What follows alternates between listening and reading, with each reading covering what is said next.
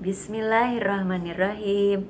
Asyhadu an la ilaha illallah wa asyhadu anna Muhammadar Rasulullah. Alhamdulillahirabbil alamin. Assalamualaikum warahmatullahi wabarakatuh. Apa kabar Ananda solihah solihah?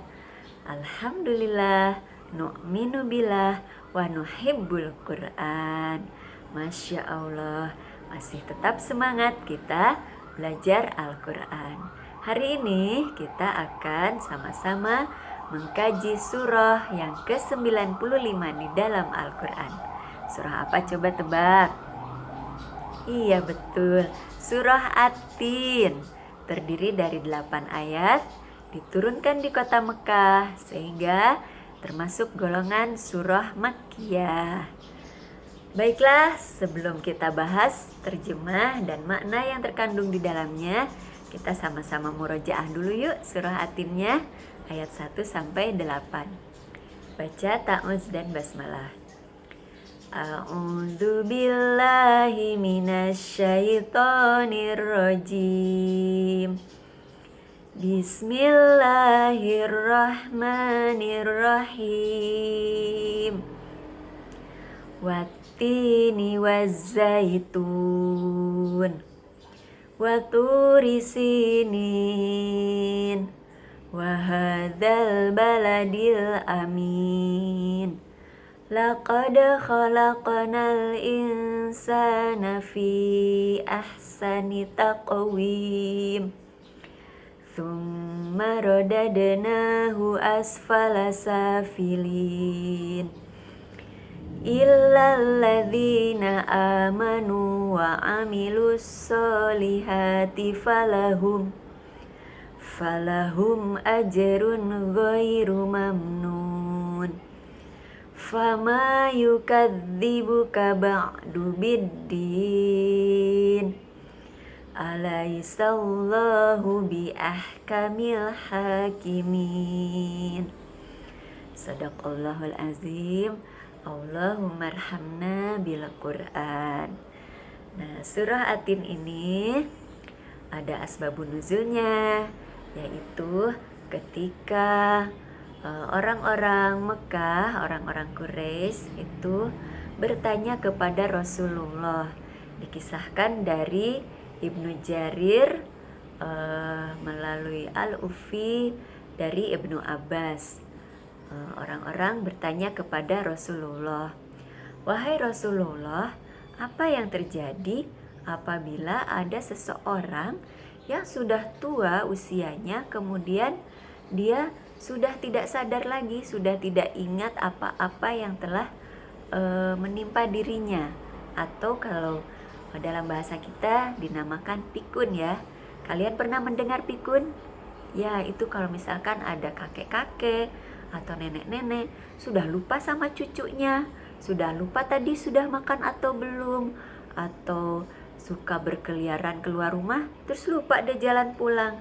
Nah, itu artinya dia sudah tidak ingat atau sudah pikun. Nah, mereka bertanya kepada Rasulullah. Nah, kemudian Allah Subhanahu wa taala menurunkan ayat kelima dalam surah At-Tin ini untuk menjawab pertanyaan masyarakat Mekah kala itu. Jadi Rasulullah diberi wahyu dengan jawaban pada ayat kelima surah At-Tin. Nah, kita terjemahkan dulu ya dari ayat satunya. Dalam ayat 1 sampai 8 itu terjemahnya. A'udzubillahi minasyaitonirrajim. Wattini, demi buah tin, wazaitun, dan demi buah zaitun, waturi sinin, dan demi bukit Sinai. Nah, dalam 3 ayat tersebut Allah bersumpah dengan 3 hal. Seperti pernah dijelaskan bahwa apabila Allah bersumpah dengan suatu benda atau suatu nama atau sesuatu hal, berarti hal tersebut adalah sesuatu yang penting. Dan juga demikian dengan ayat selanjutnya.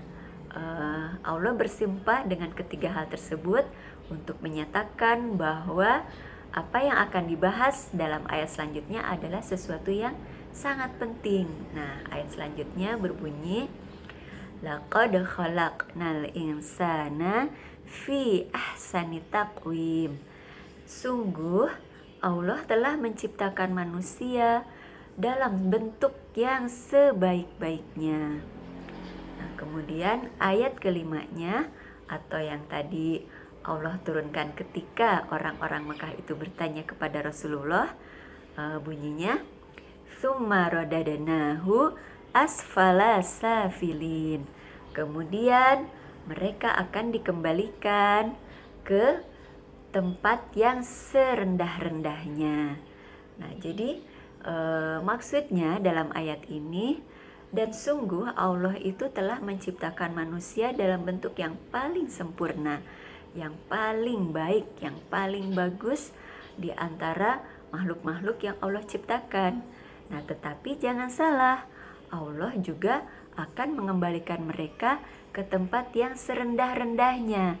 Nah, contohnya ketika di dunia Allah berkuasa untuk menciptakan manusia dalam bentuk yang paling sempurna, memiliki mata untuk melihat, memiliki telinga untuk mendengar, diberi akal untuk berpikir, untuk merasakan, dan sebagainya. Tetapi kita harus ingat bahwa manusia itu tidak punya kekuasaan apa-apa, hanya Allah yang menggenggam hidup manusia. Buktinya di ayat kelimanya, Allah berkuasa untuk mengembalikan manusia ke tempat yang serendah-rendahnya. Contohnya pada kakek-kakek dan nenek-nenek tadi ya. Ketika masa mudanya bisa jadi mereka adalah orang yang hebat, orang yang pintar, menguasai berbagai ilmu. Tetapi dengan kekuasaan Allah, ketika usianya menjelang tua maka dikembalikan ke tempat yang serendah-rendahnya. Maksudnya di sini diambil kesadarannya sehingga tidak mengenal lagi apa-apa. Nah, di ayat selanjutnya, ayat ke-6, illalladzina amanu wa amilus solihati, kecuali orang-orang yang beriman dan beramal soleh, falahum ajrun ghairu mamnun. Bagi mereka ada pahala yang besar dan tidak putus-putus. Falahum, dan bagi mereka ajrun, terdapat pahala ghairu mamnun, yang tidak terputus-putus. Nah, jadi kecuali bagi orang-orang yang beriman dan beramal soleh tadi, Allah akan tetap menempatkan mereka di tempat yang mulia. Apalagi nanti di surganya Allah, nanti ya di akhirat Allah menempatkan mereka di tempat yang paling tinggi. Berbeda dengan makhluk yang kafir dan musyrik, itu dikembalikan ke tempat yang serendah-rendahnya. Bahkan di dalam surah Al-Bayyinah dikatakan menjadi syarrul bariyah, makhluk yang paling buruk. Nah, di ayat terakhir, ayat ke-8, Allah berfirman, alaisallahu biahkamil hakimin. Tidakkah engkau tahu bahwa Allah itu adalah hakim yang maha adil, yang seadil-adilnya. Jadi manusia apabila telah beramal di dunia, beriman dan beramal soleh, maka akan mendapatkan balasan yang setimpal, yang adil, seadil-adilnya. Sekecil apapun yang dilakukan manusia akan mendapat balasan dari Allah. Nah, demikianlah penjelasan singkat mengenai tafsir Quran surah At-Tin ayat 1